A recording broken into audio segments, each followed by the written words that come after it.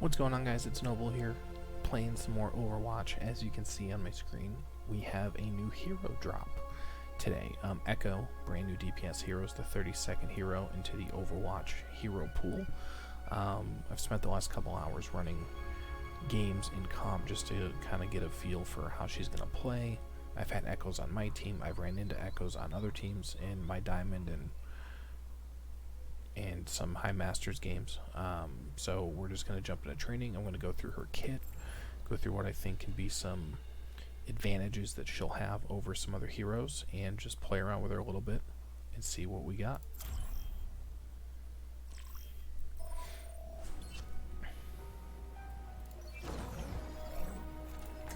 So, first thing I want to discuss is her hero details.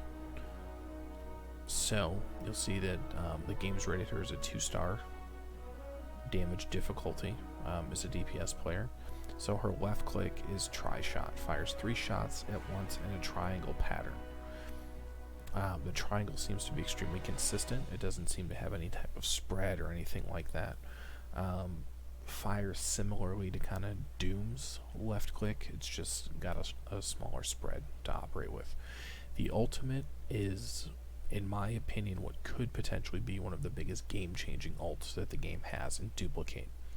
So you can become a copy of the targeted enemy hero. However, Echo cannot swap heroes for the duration. So it's a 15-second ult, and you can copy anybody on the enemy team and become that hero, and you gain your ult at a rate of 600%.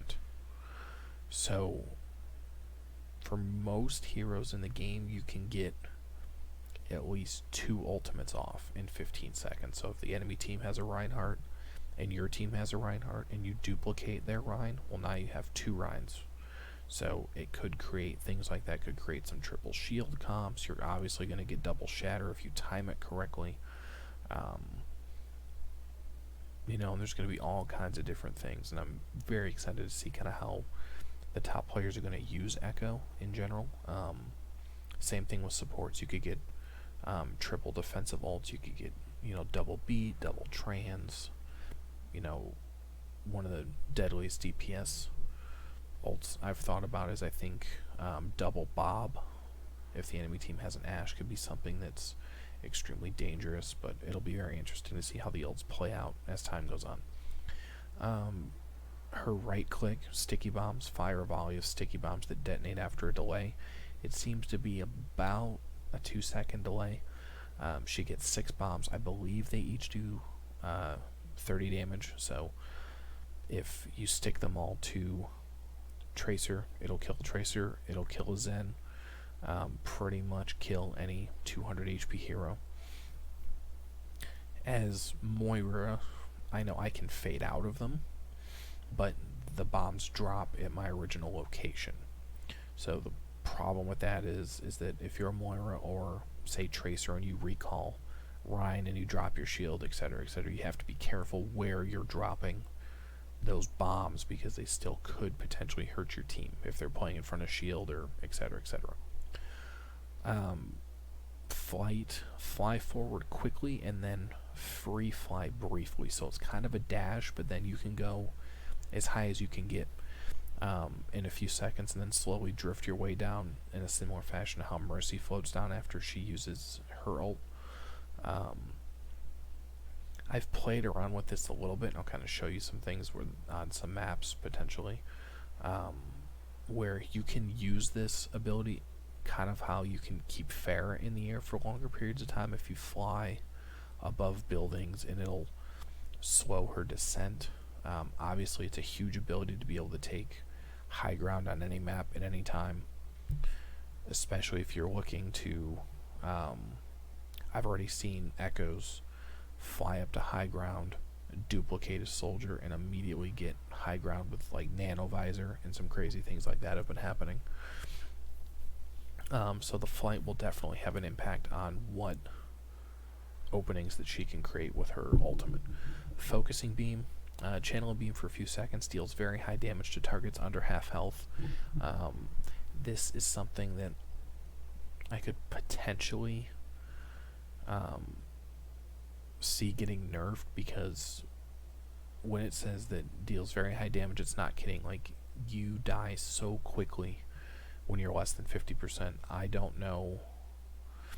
I think even with Moira, who does the best heals per second in the game with AoE, I don't even think that she can heal through it long enough until the ability goes away. The focus beam, I believe, has an 8-second cooldown.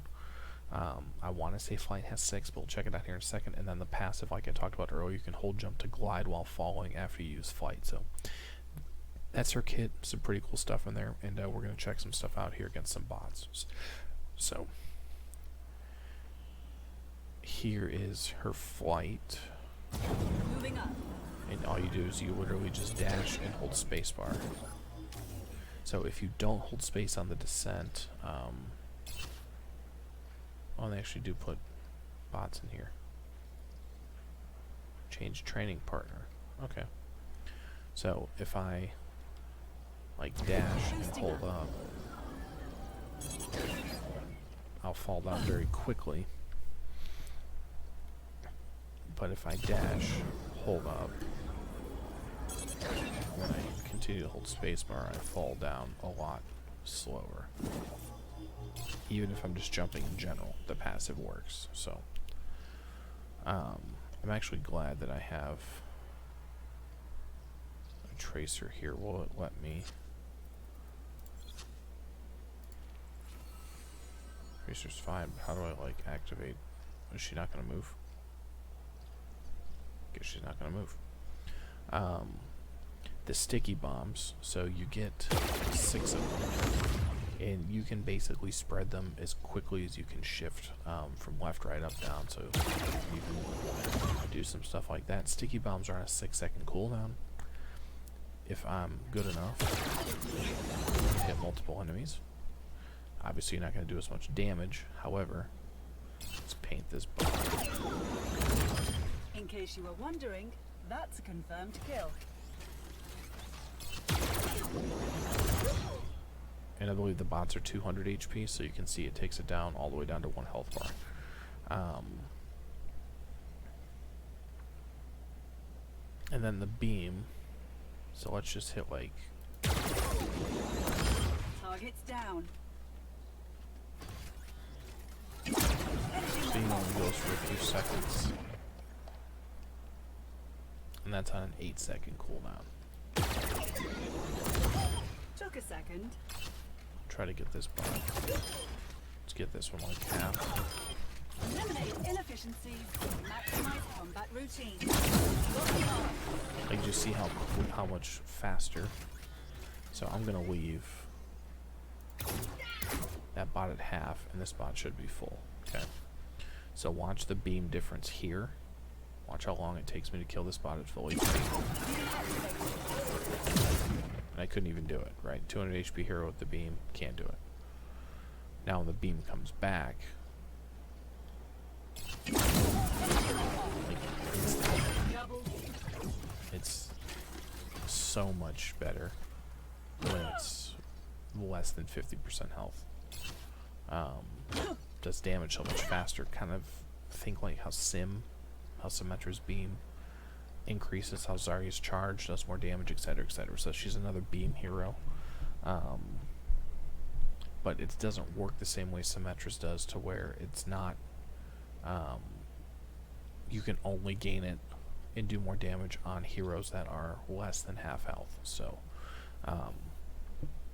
if you can heal through it, like with a Mercy Ana, Mercy Moira, you could be taking more damage at a certain threshold, and then if you get healed up, then you're going to be taking less damage. So now the fun part, her ult, right? So I can do this like literally anywhere. So if I wanted to fly, okay, just like that, like a headshot, 200 HP hero.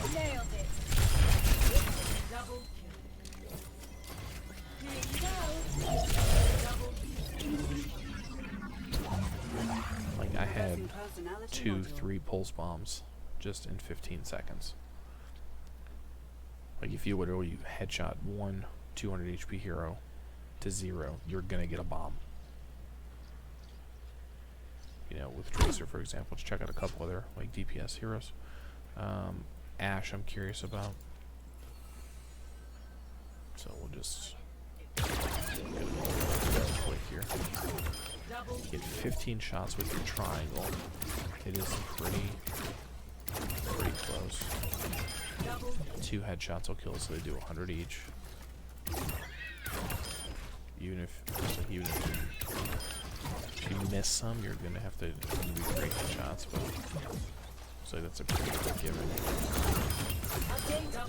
Destroyed. So now here's Ashe. Adaptive circuits engaged. Ash. So what are we? 2 headshots. Gets you an ult.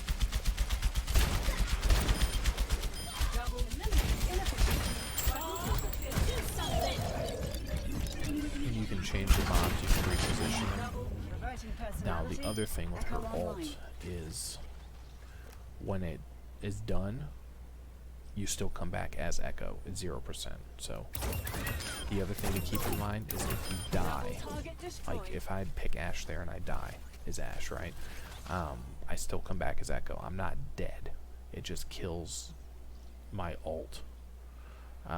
So the ending is the same no matter what. Whether the 15 seconds runs out, whether your hero dies, you're still going to come back as Echo and still be in the fight. So it really produces another way. Like if you have a Mercy with Res and an Echo with ult, it's really almost like an 8v6 because you have to kill Echo twice.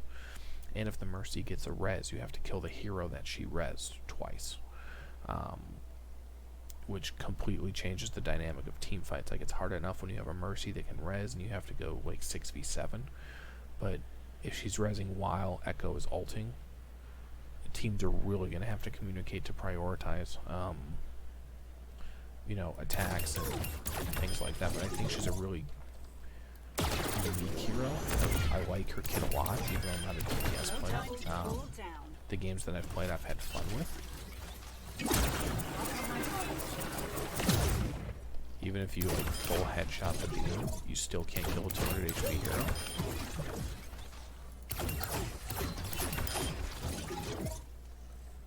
I want to see one more. Got it. I want to see Rhine. Adaptive circuits engaged. Reinhardt. Only two hits.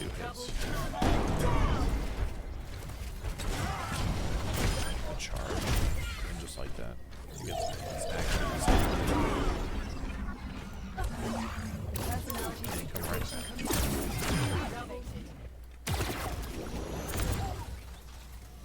So that is Echo's kit in a nutshell. I think what we're going to do is just to show her off.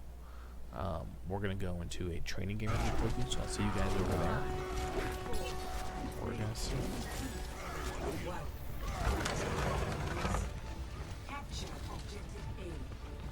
Like I'm going to try to just go up and...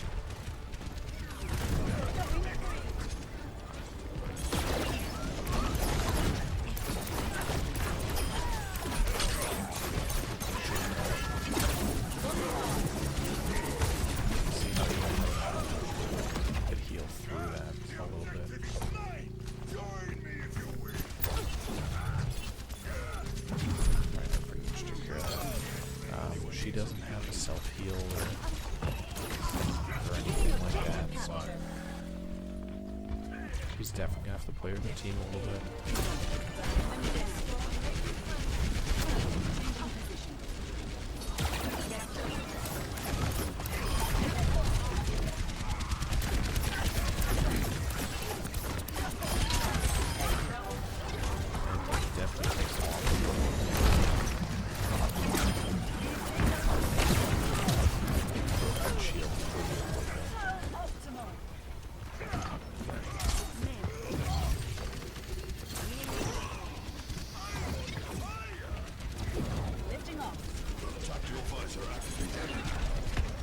If I could stay high ground, this is now they are sticky bombs, so you don't have to just hit the ground, obviously. You can hit whoever you want.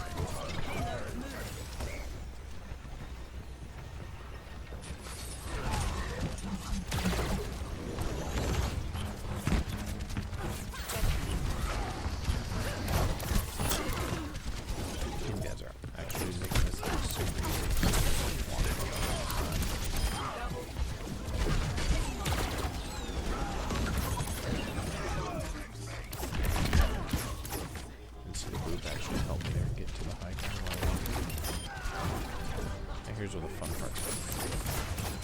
Right now I can steal anybody's ult. Well, wait, well, I shouldn't say ult. I can steal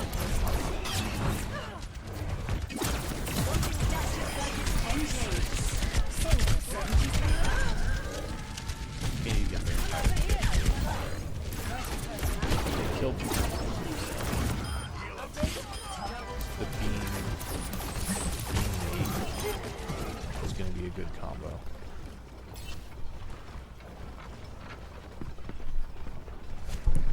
That's the other thing too. Yes, you can pulse, but you have to be careful not to do more damage.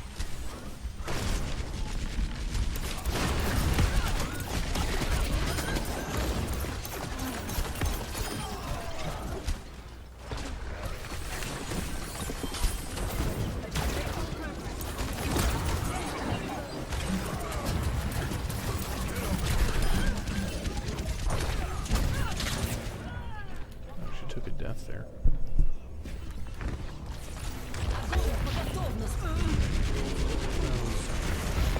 Heroes never die. Back online. Moving up. This will help.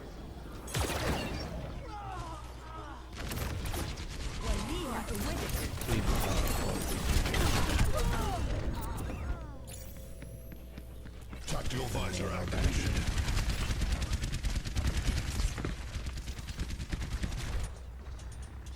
Regeneration complete. So, like, Switching back here, to combat mode. soldiers, honestly, probably. Maybe Bastion.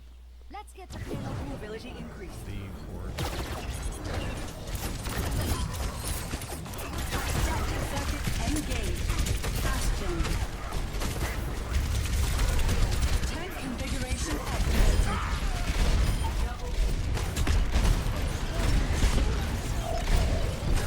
See how overpowered it is.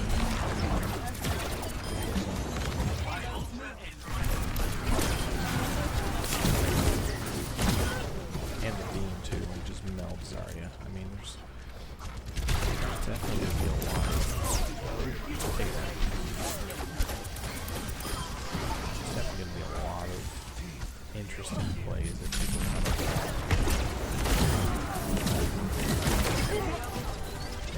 My beam.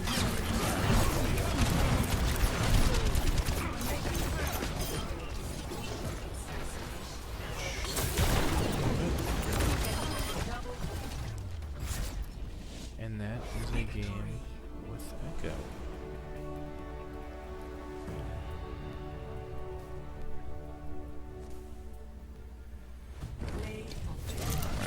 Played probably one of his shatters, but in a nutshell, guys, that is our new hero. Just to finish up, I do kind of want to take a look at some of her skins, at least that they have for right now. So most of the 75 ones are typically just a color palette change. Okay, so there she's a highlighter. Purple, orange, and pink. That kind of reminds me of Zen's black and green skin. I kind of like that. Hot Rod or Iron Man, you know, whatever you want to call it. Camo.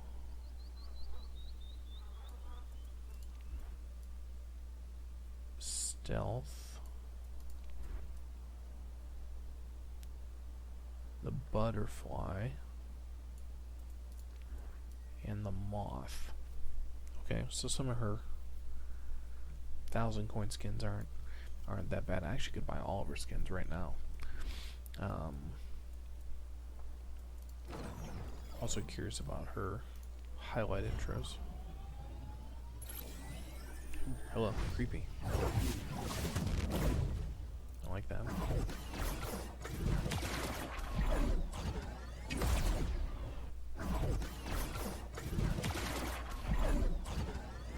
I like that a lot. And then the victory poses get empowered, prim, and stasis. For those of you, what is her golden weapon? Is it her hand? Okay, so she gets like bracers, couple fingernails, and things like that. So, guys, hopefully, you know, some of the tips and things and information about her kit will help you become an Echo player, at the very least help you understand kind of what her kit is capable of.